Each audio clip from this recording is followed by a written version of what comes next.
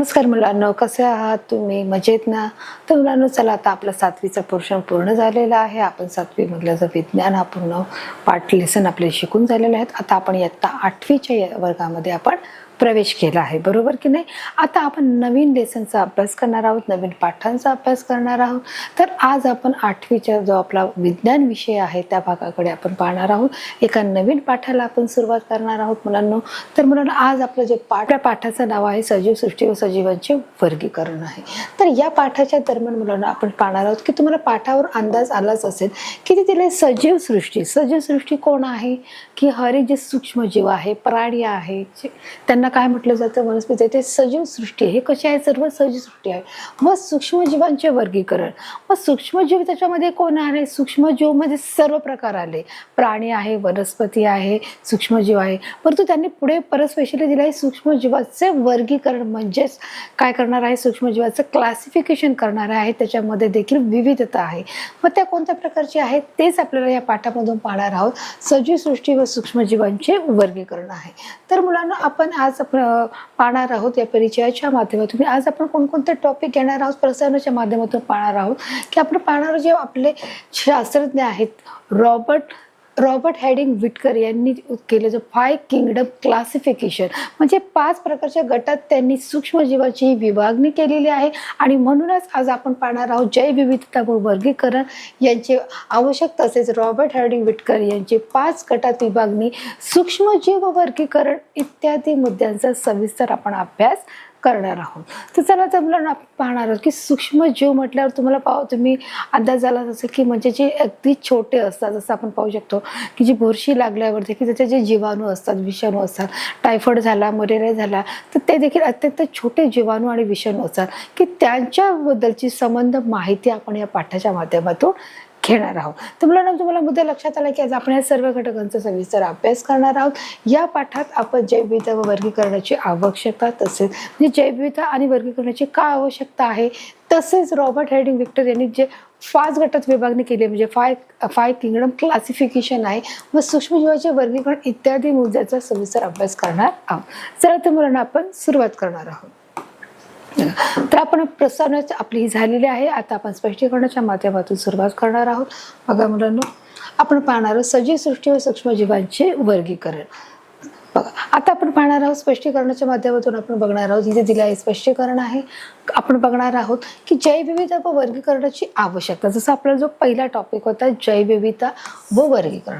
सर्वात प्रथम मुलांनो, आपण समजून घेणार आहोत की जैवविविधता म्हणजे काय. की जैवविविधता म्हणजे आपण पाहू शकतो की जैवविविधता म्हणजेच काय, की पृथ्वीवर किंवा विशिष्ट भौगोलिक प्रदेशात राहणाऱ्या सर्व सजीवांबद्दलची जी असलेली विविधता आहे त्यालाच बोलले जाते आहे जैवविविधता. तर जैवविविधतेचे देखील 3 प्रकार पडले जातात: जनुकीय, जाती आणि परिसंस्था जैवविविधता.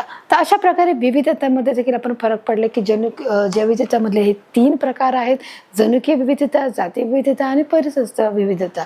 तर हे जैवविविधता आपल्याला कळलं आहे. पण त्यांचं वर्गीकरणची आवश्यकता का आहे हे मी तुम्हाला आता इथे सांगणार आहे. तर आपला हा टॉपिक क्लिअर झालेला आहे की जैवविविधता म्हणजे काय आहे हे मी तुम्हाला सांगितले. त्याचे 3 प्रकार आहेत. ते 3 प्रकार कोणते हे देखील आपल्या इथे क्लिअर झालं आहे. चला, आता आपण मुलांना पाहूया पुढे की जैवविविधतेची का आवश्यकता आहे. बघा, इथे दिलं आहे सजीवातील साम्य व फरक लक्षात घेऊन त्याचे गट व उपगट करण्यात आले आहे. सजीवातील साम्य की हर एक जो सजीव आहे त्याच्यातलं साम्य म्हणजे आपण पाहू शकतो की जसं बेडूक आहे, सरडा आहे, पाल आहे, आणि त्याच्यानंतर आपण पाहू शकतो की हे सर्व कसे आहेत की एक साम्य दिसणारे आहेत. म्हणजे पाल म्हणा, बेडूक म्हणा, त्याचप्रमाणे आपण पाहू शकतो जे मगर आहे, म्हणजे हा एका प्रकारामध्ये म्हणजे सजीवातील साम्य याच्यामध्ये आपल्याला दिसून येते. त्याचप्रमाणे त्यातील फरक लक्षात घेऊन त्याच्यातले काय काय फरक आहे ते फरक लक्षात घेऊन त्याचे गट व उपगट करण्यात आले आहेत. मग त्याप्रमाणे बघा इथे काय केलं, इथे जे वनस्पती आहेत, मग वनस्पतीमध्ये असलेलं जे साम्य आहे हे कोणत्या प्रकारचं साम्य आहे. मग गुलाब आहे, जाई जुई, चंपा चमेली, जे सर्व वनस्पती आहेत. त्याचप्रमाणे आंबा आहे, वड आहे, नारळ आहे, अशी सर्व वृक्ष आहे. मग त्या सर्व गोष्टीमध्ये कोणत्या प्रकारचं साम्य आहे, कोणत्या प्रकारची विविधता आहे, तर याचा फरक लक्षात घेऊन त्याच्यामध्ये त्याचे गट व उपगट, म्हणजे त्याच्यामध्ये गट देखील आणि उपगट देखील हे तयार करण्यात आलेले आहेत. त्याचे वनस्पतीचं देखील त्यांनी वर्गीकरण केलेलं आहे. ते बघा तुम्ही पाहू शकता की कशा प्रकारे त्याचा गट अ आणि गट ब देखील गट अ आणि गट ब हा तयार केलेला. सजीवांचे गट व उपगट बनवण्याच्या या प्रक्रियेला जैविक वर्गीकरण असे म्हणतात. व त्यांचे गट आणि उपगट हे बनवण्याच्या या प्रक्रियेलाच काय म्हटले गेले आहे, जैविक वर्गीकरण असे म्हटले गेले आहे. मग यांचंच कोणतं आहे की जैविक वर्गीकरण म्हणजे काय की गट आणि उपगट बनवण्याच्या या प्रक्रियेला आपण काय म्हणणार आहोत, वर्गीकरण म्हणजेच क्लासिफिकेशन असे म्हणणार आहोत. मग आता इथे मुद्दा आला की हे जे वर्गीकरण आहे कोणी केलं आहे, तर हे वर्गीकरण रॉबर्ट हॅर्डिंग विटकर अमेरिकन तज्ज्ञ यांनी इसवी सन 1969 मध्ये सजीवांचे 5 गटात विभागन केले आहे. आता हे बघा, जे आपले अमेरिकन हे शास्त्रज्ञ आहेत त्यांचं नाव आहे रॉबर्ट हॅर्डिंग विटकर. यांनी 5 गटामध्ये यांचं वर्गीकरण केलं आहे. यांचा एक अमेरिकन पर्यावरण शास्त्रज्ञ आहेत मुलांनो, आणि त्यांचा जन्म आहे त्यांचा 1920 ते 1980 पर्यंत यांचा जो कालावधी आहे. आणि त्यामुळे त्यांनी बघा या 5 गटामध्ये जे 5 किंगडम क्लासिफिकेशन याच्यामध्ये त्यांनी वर्गीकरण केलेलं आहे. मग ते एक वर्गीकरण कोणतं आहे आपण पाहणार आहोत. हे अमेरिकन शास्त्रज्ञ जे पर्यावरण शास्त्रज्ञातले एक महत्त्वाचे किंवा मोठे सायंटिस्ट म्हणून मानले जातात. मग आता मग हे वर्गीकरण कोणत्या प्रकारचं आहे ते देखील आता आपण पाहणार आहोत मुलांनो. बघा इथे दिले आहे कोणकोणत्या जे 5 गटात वर्गीकरण म्हणजे 5 किंगडम क्लासिफिकेशन म्हणजे कोणकोणतं आहे. म्हणजे पहिलं आहे पेशीची जटिलता म्हणजेच कॉम्प्लेक्सिटी ऑफ सेल स्ट्रक्चर आहे. बघा आता आपण दुसरं पाहणार आहोत. बघा असे 5 आहेत, आपण स्टेप बाय स्टेप वाचणार आहोत. दुसरं आहे सजीवांचा प्रकार जटिलता म्हणजे कॉम्प्लेक्सिटी ऑफ ऑर्गॅनिझम. तिसरा आहे पोषणाचा प्रकार स्वयंपोषी परपोषी मोड ऑफ न्यूट्रिशन. चौथा आहे जीवन पद्धती म्हणजे लाईफस्टाईल आहे. आणि 5वा आहे वर्गानुवंशिक संबंध म्हणजे फिनोसेटिक इन रिलेशनशिप. म्हणजे अशा 5 प्रकारचे त्यांनी काय केलेले आहे, जे आपले सायंटिस्ट आहेत त्यांनी वर्गीकरण केलेलं आहे. अशा प्रकारे बघा हे 5 प्रकारामध्ये रॉबर्ट हॅर्डिंग यांनी हे वर्गीकरण केलेलं आहे. जसं परत पुन्हा एकदा मी वाचते. पेशीची जटिलता, सजीवांचा प्रकार, पोषणाचा प्रकार, स्वयंपोषी व परपोषी, जीवन पद्धती, लाईफस्टाईल, वर्गानुवंशिक संबंध, अशा 5 प्रकारचं त्यांनी हे वर्गीकरण आपल्या इथे समोर मांडलेलं आहे. आता याच्या पद्धती कोणत्या आहेत ते देखील आपण बघा. यात तुम्हाला एक ग्राफ दिलेला आहे. या ग्राफच्या माध्यमातून आपण समजून घेणार आहोत. बघा म्हणजे सजीव आहे, मग सजीव हर एक जो सजीव आहे म्हणजे सजीवांचे देखील 2 प्रकार पडले जातात. त्यांनी ते सांगितलेलं आहे की एक आधी केंद्रकीय आहे आणि दुसरा दृश्य केंद्रकीय आहे. त्याचप्रमाणे आधी केंद्रिकेचे देखील एक पेशीमध्ये रूपांतर होत आहे.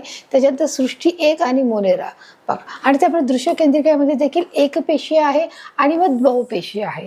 मग आता आपलं हे झालेलं आहे की एक पेशीय म्हणजे काय आणि बहुपेशीय म्हणजे काय, की जे एकाच पेशीने बनलेले आहे त्यांना एकपेशीय म्हणतात आणि एकापेक्षा जास्त पेशीने जे बनलेले आहेत त्यांना आपण बोलणार आहोत बहुपेशीय म्हणणार आहोत. मग त्याच्यापैकी बघा त्यांनी दिले सृष्टी 1 म्हणजे मोनेरा आणि सृष्टी 2 म्हणजे प्रोटिस्टा. म्हणजे हे काय आहेत, हे देखील सूक्ष्मजीव आहेत. आपण माहितीच घेत आहोत ना, कारण आपल्या लेसनचं नावच आहे सूक्ष्मजीवाचे आपण वर्गीकरण करत आहोत. मग हे जे तुम्हाला नावं दिसतात तुम्ही म्हणाल की हे नावं कोणती आहेत, तर ही नावं कोणत्याही इमारतीची नसून कोणत्या देशाची नसून ही नावं देखील कोणाची आहेत मुलांनो, एका म्हणजे जे सूक्ष्मजीव आहेत त्यांची आहेत. मोनेरा आणि हे प्रोटिस्टा हे काय आहेत, नावं आहेत कसली, सूक्ष्मजीवांची. मग ते कशी आहेत, मोनेरा हा एकपेशीय प्राणी आहे तर प्रोटिस्टा हा एकपेशीय आणि बघा एकपेशीय प्राण्यामध्ये हा मोडला जातो. आता मोनेरामध्ये देखील सृष्टी 1 मोनेरामध्ये देखील इथे बघा काय दिलेलं आहे की इथे बघा सृष्टी 3 मध्ये काय आहे, कवके आहेत. कवके ही देखील एक सूक्ष्मजीवांचाच प्रकार आहे. त्याच्यामध्ये पेशीभित्तिका असणारे पण प्रकाश संश्लेषण करू न शकणारे, की त्याच्यात पेशीभित्तिका आहेत पण त्याच्यामध्ये ते प्रकाश संश्लेषणाची क्रिया करत नाही. म्हणजे त्याचा अर्थ काय आहे की ते स्वतःचं अन्न स्वतः तयार करू शकत नाही. म्हणजे ते अन्न तयार करण्यासाठी त्यांना इतरांची मदत घ्यावी लागते. म्हणजे त्याच्यामध्ये इथे बघा सांगितलं जे प्रकाश संश्लेषण करत नाही म्हणजे स्वतःचे अन्न स्वतः तयार करत आहे. मग हे अन्न तयार करण्यासाठी त्यांना इतरांची मदत घेत आहे. सृष्टीचं 4 आहे त्याच्यामध्ये आहे कवके. बघा पेशीभित्तिका असणारे पण प्रकाश संश्लेषण न करणारे पुन्हा तेच आलं आहेत कवके. आणि सृष्टी 5 आहे हे प्राणी आहे. म्हणजे याच्यामध्ये काय आहे, पेशीभित्तिका नसणारे, म्हणजे याच्यामध्ये पेशीभित्तिका नाही आहे. तर अशा प्रकारचा हा जो पूर्ण ग्राफ आहे तो इथे तुम्हाला सादर केलेला आहे. आणि तो तुम्हाला सांगितलं की अशा प्रकारचे सजीव आहे, सजीवांचे हे 2 प्रकार आहेत, आदि केंद्रिकीय आहे आणि दृश्य केंद्रिकीय आहे.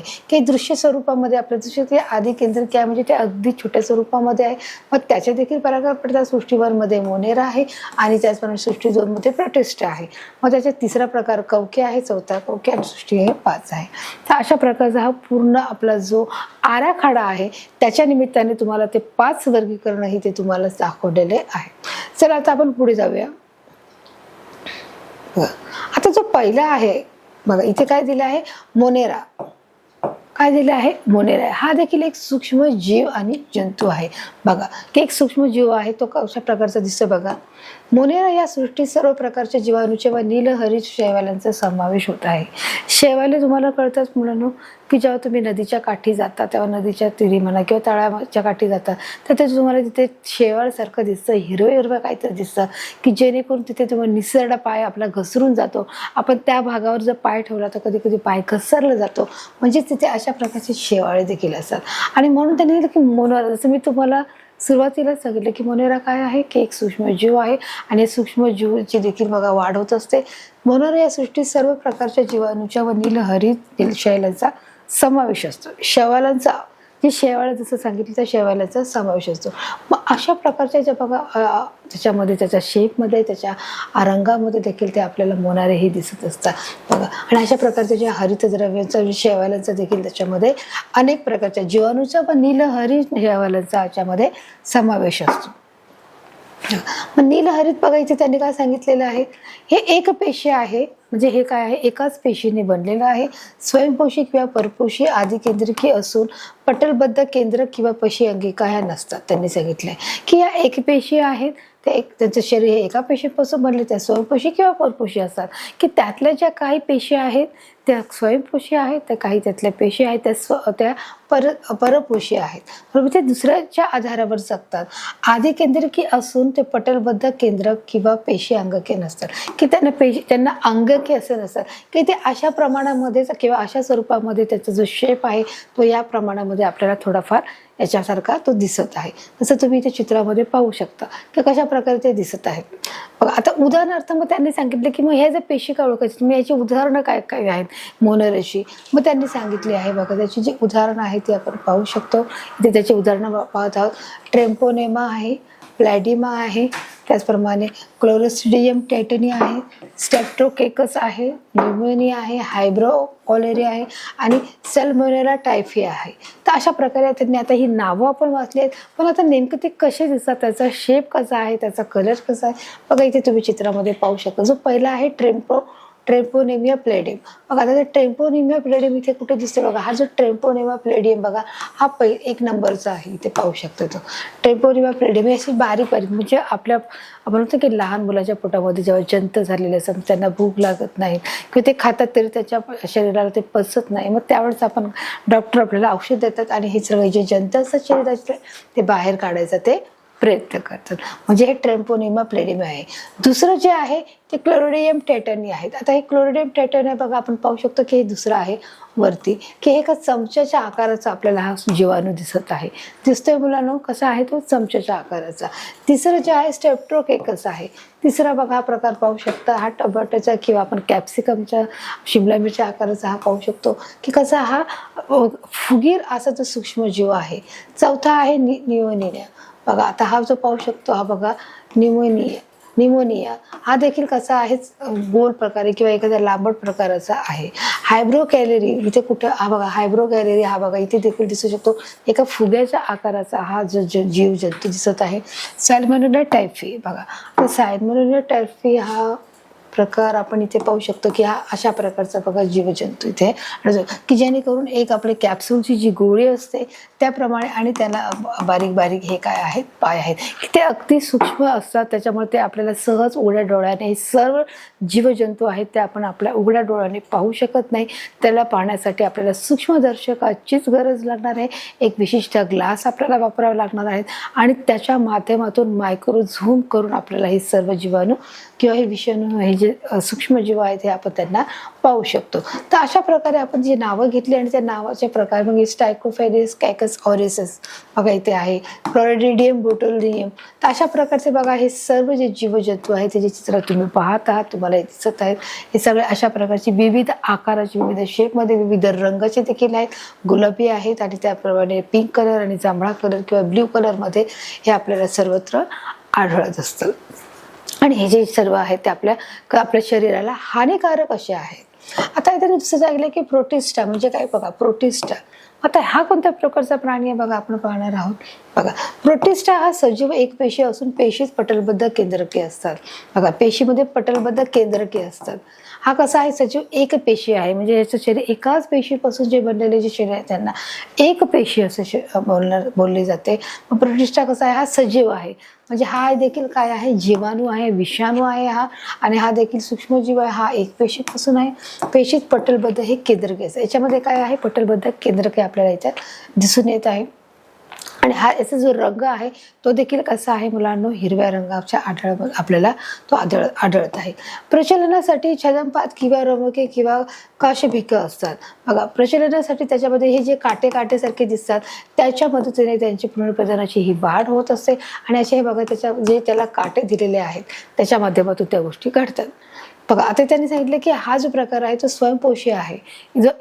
जो प्रोटिस्टा कसा आहे तो स्वयंपोषी आहे. उदाहरणार्थ युगलिया, वेलेक्स पेशीत हरितलवके असतात. बघा युगलिया आणि वेलेक्स पेशीत हरितलवके असतात. त्यामुळे परपोषी इथे तुम्हाला बघा दोन गोष्टींचं वर्गीकरण केलं आहे.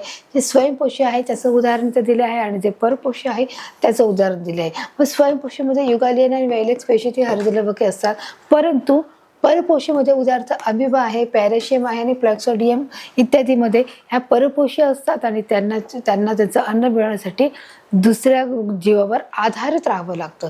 मग आता ते कसे दिसतात हे देखील तुम्हाला बघा चित्राच्या माध्यमातून ते दाखवलं आहे. युगलिया म्हणजे अशा प्रकारे तुम्हाला दिसत आहे. बघा हा जो आहे हा युगलिया आहे, हा एक नंबरचा इथे जो हा दिसत आहे युगलिया. वॅलेक्स पेशी बघा इथे दिली आहे वॅलेक्स पेशी. या अशा प्रकारच्या ग्रीन कलरमध्ये तुम्हाला इथे दिसत आहेत की ते काय आहे, ते स्वयंपोषी आहेत. स्वतःचं अन्न ते स्वतः तयार करतात. त्याचप्रमाणे इथे त्यांनी सांगितले अमिबा. हा अमिबा कुठे बघा, अमिबाला काय आहे, आकार नाही आहे. तो कसा आहे, तो एक पेशी आहे. हे देखील एक पेशी आहे, हे देखील एक पेशी आहे, परंतु ह्या पेशी ज्या आहेत त्या स्वयंपोषी आहेत आणि ह्या ज्या पेशी आहेत त्या परपोषी आहेत. बघा आणि त्याच्यानंतर पॅराशियम. बघा हा अशा प्रकारचा पॅराशियम देखील जीव आहे, जो जंतू आहे. हा अशा प्रकारच्या आकारामध्ये आपल्याला दिसत आहे. चित्र नीट पाहून घ्या की याच्यामध्ये जे वेगवेगळे शेप आहे आणि त्या शेपमध्ये आणि वेगवेगळ्या आकारामध्ये वेगवेगळ्या रंगामध्ये देखील हे सर्व जे सूक्ष्म जीवाणू आहेत हे आपल्याला इथे आढळत आहेत. आपण पुढे जाणार आहोत. आता आपला जो प्रकार तिसरा आहे आपण पाहणार कवके. कवके म्हणजे काय, फंगी आहे. फंगीमध्ये काय ते आपण कवके तो कोणता प्रकार आहे आपण जर पाहणार की आपण पाहिलं की जी भूचित्र आहेत की बघा अशा प्रकारे कवक सृष्टीत परपोषी असंश्लेषी व दृश्य केंद्रकी असून बहुसंख्य कवके हे मृतपूजीवी आहेत. जी बहुसंख्य जे कवके आहेत ते कशी आहेत, मृतपूजीवी आहेत म्हणजे ती मेलेल्या अवस्थेत आहेत. जसं आपण बोलू शकतो ना की मशरूम बोलू शकतो, त्याप्रमाणे ही अशा प्रकारची जी मशरूम असतात जे भूक्षेत्र त्याला असे बोलले जाते मराठीत आणि त्याला इंग्लिशमध्ये आपण बोलतो त्याला मशरूम असे बोलले जातं. याला इथे कट करून त्याची भाजी केली जाते. तर अशा प्रकारे हे कवके सृष्टी जे परपोषी आहेत ते दुसऱ्यावर अवलंबून असतात. ते अश्लीलेशी आहेत, ते दृश्य केंद्रकी असून ते आपल्याला दृश्य स्वरूपात दिसतात म्हणून ते आहेत दृश्य केंद्रकी. आणि बहुसंख्य कवके ही मृतपूजीवी आहेत. आणि बहुसंख्य काय आहेत की गरजेपेक्षा जास्त ती कशी आहेत, मृतपूजीवी आहेत. कुजलेल्या कार्बनी पदार्थावर ते जगतात. त्यांचं जे जीवन आहे जे कुजलेले जे कार्बनी पदार्थ आहेत त्या पदार्थावर ते जगत असतात. कवकांची पेशीभित्तिका कायटिन या जटिल शर्करेपासून बनलेली असून काही कवके हे तंतुरूपी असतात. आणि त्यातली जी कवके आहेत ती कशी आहेत बघा इथे दिले तंतुरूपी आहेत. कशा प्रकारचे आहे दिसतात आपल्याला, तंतुरूपामध्ये आपल्याला दिसत आहे. कवकांची जी पेशीभित्तिका आहे की बघा अशा प्रकारे त्याची जी रचना आहे ती कायटिन या जटिल शर्करेपासून बनले. ही कायटिन जटिल म्हणजे कठीण कडक असा ज्या अवजारापासून किंवा कठीण जटिल या शर्करेपासून बनलेली असून ही कवके तंतुरूपी असतात. आणि ही कशी आहेत, तंतुरूपी म्हणजे एकदम केसासारखी आपल्याला ते आढळून येत आहे. तर अशा प्रकारची जी भूचित्र हे देखील तुम्ही जेव्हा जंगलामध्ये जातात तेव्हा तुम्हाला ही काही प्रमाणामध्ये आपल्याला ही आढळून येत असते. तर बघा अशा प्रकारे जी कवकाची जी पेशीभित्तिका आहे त्याच्यात कायटिन नावाची जटिल काय आहे पेशीभित्तिका आहे. आतील पेशी दरम्यान असंख्य केंद्रके असतात की आतमधल्या ज्या पेशीमध्ये काय आहेत असंख्य केंद्रके आहेत, त्याच्यामध्ये असंख्य केंद्रके देखील याच्यामध्ये उपलब्ध आहे. आता बघा मग त्यासाठी त्यांनी समजण्यासाठी आपल्याला इथे एक उदाहरण दिलेलं आहे. उदाहरणार्थ ॲस्परजिल्स अँड पेन्सिलियम्स अँड भूछत्रे किण्व. आता बघा इथे त्यांनी तुम्हाला एक चित्र दिलेलं आहे की मुलामा की कशा प्रकारचे आतमध्ये ज्या गोष्टी केंद्रके असतात की त्याचे जे स्थान आहे त्याचं चित्र तुम्हाला इथे काढून दिलं आहे की आतमधली ही कशी आहेत केंद्रके आहे, स्तंभिका आहे, त्याचप्रमाणे ते पाहिले बीजाणुधानी आहेत. हे सर्व प्रकार काय आहेत बीजाणुधानी आहे. याला आपण काय म्हणणार आहोत बीजाणुधानी आहे. बघा हे बीजाणुधानी अशा प्रकारचे जे स्तंभिका हा जो आहे स्तंभिका आहे स्टेफेथिका भुस्तिका आणि बीजाणुधानी धर. बघा अशा प्रकारे हे जे याच्यामध्ये आहेत जे असंख्य छोटे छोटे छोटे काय आहेत बीजाणुधानी धर आहेत. अशा प्रकारचे बघा त्यांनी ते तुम्हाला उदाहरणं दिली आहेत. आणि ही जी सर्व जी कवकीची उदाहरणं आहे ॲस्परजिल्स आहेत, पेनिसिलियम आहे आणि भूछत्र आहे आणि किण्व आहे. त्याच्या आतमध्ये असलेले जे जे केंद्रक आहेत ते अशा प्रकारचे आपल्याला आढळून येत आहेत. आता जे पुढे त्यांनी जे दिलेलं आहे सूक्ष्मजीवाचे वर्गीकरण म्हणजेच क्लासिफिकेशन ऑफ मायक्रोबेब्स. म्हणजे आपल्याला मायक्रोवेव्ह पासून पाहिजे की सूक्ष्मजीवाचं वर्गीकरण कशा प्रकारे त्यांनी केलं आहे ते आता बघा आपण इथे पाहणार. मी तुम्हाला सांगितले सूक्ष्मजीव म्हणजे जे आपल्या डोळ्यांना उघड्या डोळ्यांना सहज दिसत नाही ते पाहण्यासाठी आपल्याला मुलांना मायक्रोवेव्हची गरज लागते. बघा आता त्यांनी इथे वर्गीकरण केलं आहे. सूक्ष्मजीव आहे राईट. सूक्ष्मजीवापासून काय निघालं आहे आदी केंद्रके आणि दृश्य केंद्रके. म्हणजे ती डोळ्यांना सहज दिसणारी ती दृश्य केंद्रके आणि आदी केंद्रके म्हणजे डोळ्यांना सहज दिसत नाही आहे. मग त्याच्यामध्ये जे सहज डोळ्यांना दिसत नाही मग त्याचा प्रकार कोण आहे जीवाणू आणि आदिजीवा. अगं इथे कोणते आहे हे जीवाणू आहेत की जे आपल्या डोळ्यांना दिसत नाही. मग तो दृश्य केंद्रकेमध्ये आदिजीव कवके आणि शैवाल हे आपल्याला दिसतात की जे बारीक बारीक असतात परंतु ते आपण आपल्या डोळ्याने पाहू शकतो. मग अशा प्रकारे सूक्ष्मजीवाचं हे वर्गीकरण केले आहे आदी केंद्रिकेमध्ये दृश्य केंद्रिकेमध्ये. आदी केंद्रिकेमध्ये पुन्हा कोणता प्रकार येतो जीवाणू येतो. त्याचप्रमाणे दृश्य केंद्रिकेमध्ये आदिजीव आहे कवके आहे आणि शैवाल आहे. तर आता याच्याबद्दलची बघा पुन्हा आपण माहिती घेणार आहोत की याच्यामध्ये देखील कोणकोणते प्रकार आहेत किंवा त्या जीवाणूमध्ये कोणते आहेत आदिजीवमध्ये कोणते आहेत कवकेमध्ये कोणते आहेत या संबंध घटकाची आपण माहिती घेणार आहोत. आता त्याने जो इथे दिला आहे जीवाणू म्हणजेच काय बॅक्टेरिया आपल्या डोळ्याला दिसतात का तर नाही. की आपण बाहेर कुठेही गेलो आपण बाहेर फिरायला गेलो आपण हवेत गेलो मग आपण बसताना आपण समजा बागेत गेलो आपण बागेचं उदाहरण घ्या तर तिथे आपण बसताना तिथे समजा बँच असेल त्या बँचला आपण बसताना आपण हात धरून बसलो किंवा हात धरून त्याला उठलो किंवा आपण तिथले जे स्लाईड्स आहेत त्या स्लाईडना आपण हात लावलो बरोबर. त्या बाकावर देखील आपल्याला माहिती नाही त्याच्या आधी कोण बसलेलं आहे त्याच्यावर धूळ असू शकते. त्याचप्रमाणे तिथे कोणी शिंकलं असेल त्याच्यामुळे माणसाच्या शरीराच्या थुंकेमध्ये म्हणा किंवा त्याच्या शिंकण्यामध्ये देखील बरेच प्रकारचे हे बॅक्टेरिया असतात म्हणजेच ते जीवाणू असतात. मग हे जीवाणू देखील आपल्या डोळ्यांना सहज दिसत नाहीये आणि म्हणून हे जीवाणू बॅक्टेरिया बघा कशा प्रकारचं याचं देखील चित्र इथे आपल्याला दाखवलेलं आहे की ते किती आकाराचे असतात त्याची जी उंची आहे ती कशी आहे ते देखील आपण पाहणार आहोत. तर आपण बघा पाहणार त्या जीवाणूबद्दलची माहिती घेणार आहोत. हा आकार कसा आहे त्याचा जो बघा इथे कशा प्रकारे आधी प्रथम बघून घ्या की हे जो जीवाणू आहेत ते किती बारीक आहेत आणि हे देखील तुम्हाला मायक्रोवेव्ह पासून म्हणजे सूक्ष्मदर्शकाच्या जो आहे त्याच्या माध्यमातून तुम्हाला हे झूम करून दाखवलेले आहेत.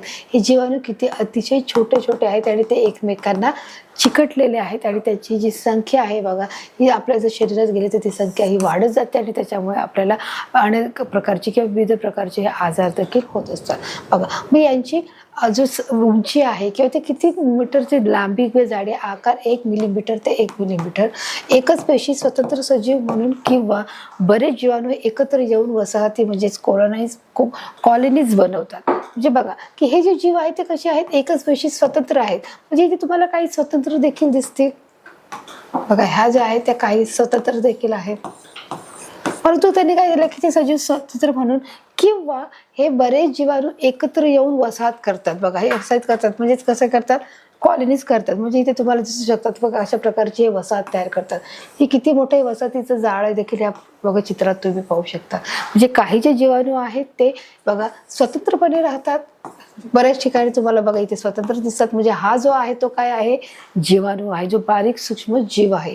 आणि काही जे जीवाणू आहेत ते कसे आहेत बघा क्वालिटी आहे ते वसाहती करून राहतात म्हणजे ज्याप्रमाणे चित्रामध्ये तुम्हाला मी दाखवलेलं आहे. अशा प्रकारे एकामध्ये की एक स्वतंत्र देखील राहतात आणि त्याचप्रमाणे ते वेगळे देखील राहतात. बघा कॉलनीज म्हणून देखील ते राहू शकतात. तर अशा प्रकारे ते एकतर छोट्या आकाराचे म्हणजे 1 मिलीमीटर या आकाराचे ते असतात. जीवाणू पेशी आधी केंद्रके असून पेशीत केंद्रक व पटलयुक्त अंगके नसतात.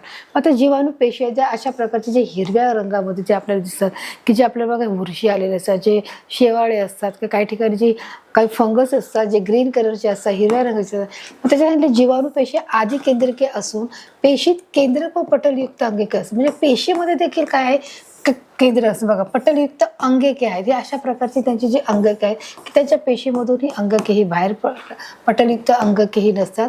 पेशी भित्तिके असतात. काय असतं त्याच्यात, पेशी भित्तिका असतात. त्याच्यामध्ये जीवाणू पेशीमध्ये आधी केंद्रिके असतात बघा, त्याच्यामध्ये आधी केंद्रिके आहेत आणि त्याच्यात पेशीत केंद्रक व पटलयुक्त अंगके देखील आपल्याला त्याच्यामध्ये दिसून येत नाहीत.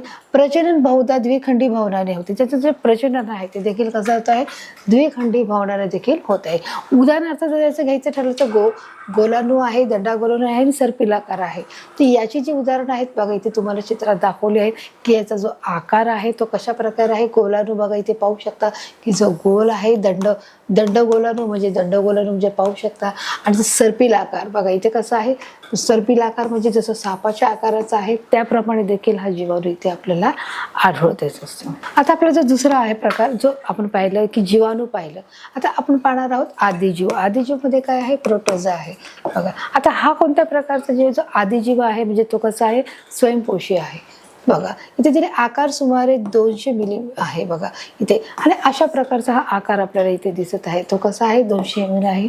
माती, गोडे पाणी व समुद्रात आढळणारे इतर सजीवांच्या शरीरात राहून रोगास कारणीभूत ठरणारे असतात बघा. हे जे आदिजीव असतात ते कुठे कुठे राहतात त्याची त्यांनी ठिकाणे सांगितलेली आहेत. मग ते कुठे राहतात बघा इथे दिले आहे चित्रामध्ये. आज बघा मातीमध्ये राहतात, गोडे पाणी जिथे गोडे पाणी असते तिथे राहतात, व समुद्रात आढळणारे व इतर सजीवांच्या शरीरात राहून रोगास कारणीभूत ठेवणारे. मग इतर सजीवांच्या, मग इतर जे सर्व सजीव आहेत मग कोण आहे, जो मनुष्य आहे, जो मनुष्य प्राणी आहे किंवा त्याच्या शरीरात राहून ते काय करतात, रोगास कारणीभूत कारण देतात बघा. अशा प्रकारचा जो बॅक्टेरिया आहे आपण त्याला म्हणतो आदिजीव आहे, हा अशा प्रकारचा दिसत आहे. आणि तो कुठे राहत आहे, मातीमध्ये, गोड्या पाण्यामध्ये, समुद्रामध्ये आढळतो. आणि त्याचप्रमाणे सजीव शरीरात राहून तो रोगामध्ये तो कारणीभूत म्हणजे रोगाचं कारण आहे. मग त्याच्यामुळे अनेक प्रकारचे विविध प्रकारचे रोग देखील तिथे आपल्याला होऊ शकतात. तर अशा प्रकारचे हार्मफुल आपल्या शरीरासाठी जे आदिजीव आहे किंवा ते जीवाणू आहे ते आपल्या शरीरात जाऊन आपल्याला आजार पडण्यासाठी कारणीभूत ठरत असतात. मग याच्याबद्दलची आपण अधिक माहिती घेत आहोत मुलांनो, की किती सेंटीमीटर आहे, त्याची जी उंची आहे, त्याचा जो रंग आहे हे देखील पाहू शकता. हे दृश्य केंद्रकी पेशी आढळणारे एकपेशीय सजीव आहेत. म्हणजे हे आपल्याला दृश्य स्वरूपामध्ये आढळू शकतात. दृश्य म्हणजे काय, आपण पाहणार की आपल्याला ते छोट्या आकारात दिसतात परंतु ते आपल्याला आपण त्यांना पाहू शकतो, परंतु जे जीवाणू आहेत त्यांना पाहू शकत नाही आपण. त्यांना पाहण्यासाठी सूक्ष्मदर्शकाची गरज आहे. आणि म्हणून त्यांना दृश्य केंद्रकी जी पेशी आहेत त्यांना पाहण्यासाठी ते पाहू शकतात. आणि ते कसे आहेत आपण सहज पाहू शकतो.